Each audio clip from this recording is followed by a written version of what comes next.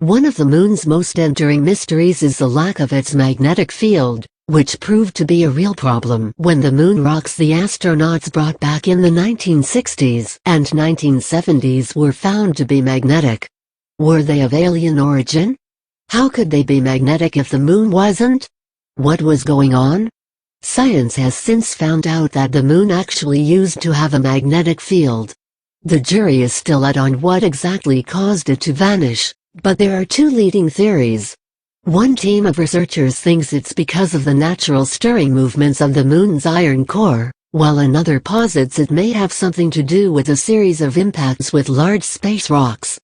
Despite being a dead hunk of rock with very little geological activity, the moon is prone to shaking fits.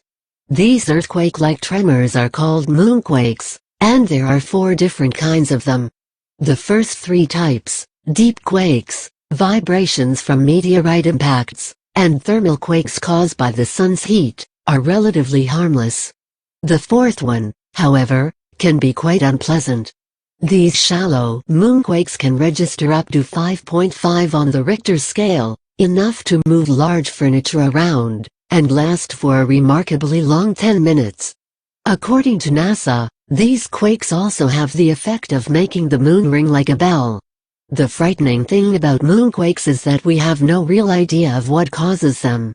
Earth's earthquakes are usually caused by the movement of tectonic plates, but the moon doesn't have any active plate tectonics.